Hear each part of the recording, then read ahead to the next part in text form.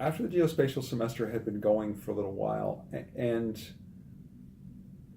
interesting things were happening, I wanted to understand better what was happening and to see if we could finally make the case for the use of geospatial technologies in schools and make a quantitative case, make a research-based case. And so I started getting familiar with the work that had been done, largely by psychologists, and discovered that very little of it was done in classrooms. Most of it was done in laboratories, often with younger children, not the age students that we've been working with. But I found a researcher named David Utall at Northwestern University. And David and I happened to be going to the same conference. And I met him and struck up a conversation and discovered that he was quite interested in understanding how some of the things he was seeing in younger children might play out in young adults. And so we teamed up and started to do some initial research studies with the help of the Spatial Intelligence and Learning Center, which was an NSF-funded research center for research on learning that was led by Nora Newcomb at Temple University and also included the University of Chicago, University of Pennsylvania, and Northwestern, along with Temple. And so we started to do some pilot studies, and we looked at how, so one of the challenges with doing this research, I should say, and that's worth noting, is unlike standard psychological studies where you can isolate all but one thing and you make one change and everything else is the same, that's not the way it works in schools. Schools are complicated places. And so we had to learn how we might be able to do this research and who we might be able to compare the students in the geospatial semester to. What's a fair group to compare? So our students have this intensive year-long GIS-based experience. Who do we compare them to? So we started by picking a group of students that were taking a lot of AP courses. So these were students that were academically very able. And we did an experiment where we sat students down, much as we are, videotaped them, and just asked them a couple of scenarios that might have spatial answers or might have non-spatial answers. For instance, if you were going to put a new landfill in your town, where would you locate it? Or if you were the campaign manager for a local election campaign, how might you run that campaign? And we videotaped their responses. And then we went through and we looked at their use of spatial language. And we controlled for length of answers, and we did it fairly carefully. And what we discovered is that the students in the geospatial semester used more spatial language than the students that weren't. Now, these are equally able students, but having the GIS experience appeared to open them up to the use of much more spatial language. And as we started to look at their problem-solving strategies, we saw that the geospatial semester students made better use of evidence. They had made better arguments to answer these questions. And so we thought, okay, maybe we're onto something here. Maybe there is, in fact, some effect that we can track. And so at this time, we teamed up with Adam Green at Georgetown University as well. And Adam is a neuroscientist. And so what we wanted to do is look at both the behavioral changes happening in the students, which we could see in the classroom, but also the neural changes. And for that, you need specialized equipment. And there's a machine called a functional magnetic resonance imaging unit, an fMRI, that lets you do brain scans.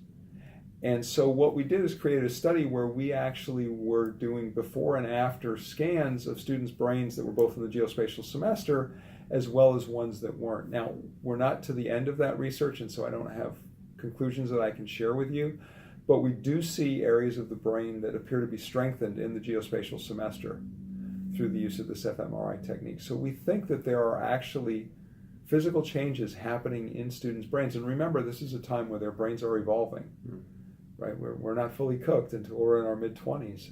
And so we're really excited by that, and we're trying to nail down the last of those details where we'll be able to share.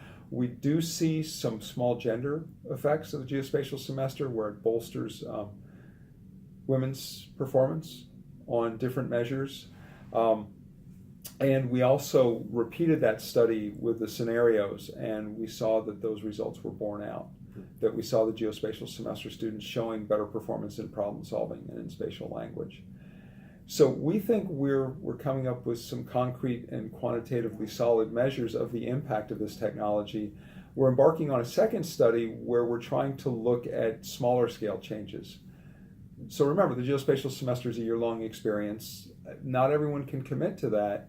What amount of exposure to GIS is enough to trigger some of these changes? And we're working with some of the geospatial semester teachers in this study to see if we can look at smaller scale impacts across a few weeks rather than a whole semester. So there's a lot going on. We're starting to write up the results. We also did a study of parents and the parents' attitudes towards their students' spatial thinking skills. And we're discovering that there's some gendered implications there, that parents of women tend to not be as supportive or perceive their students as their female offspring as strong as their male offspring, even if they do have strong spatial thinking skills. So we think we may have something to contribute in that area as well. I'm hoping by this fall we will have wrapped up the first study and we'll be able to share the neuroscience results, as well as to finally put the cognitive results together. We're going to spend a lot of time this summer hopefully finalizing the analysis and writing up those results.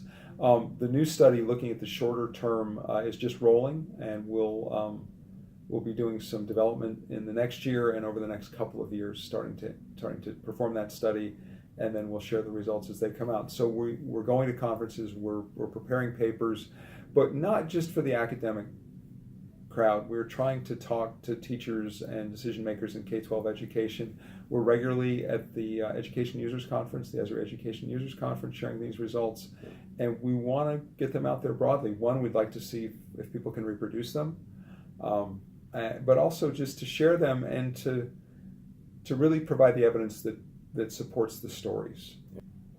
A metaphor that I like to think of for the geospatial semester is we like to provide a solid floor beneath their feet, but we let them put the walls up as they're building their house. And so there's a lot of flexibility about how the walls are put up on top of any foundation, but without the foundation, you don't have that sense of support that holds the house up and lets you build what you want to build. I think the student products also are very powerful. Right. And we have lots of those on the website. And so they're exemplars of the kinds of work that students can do, and the range of topics that come into play. I mean, the wonderful thing about geospatial technologies is they cover a broad swath of application. Yeah. And the students realize that, and it allows them to follow their passions.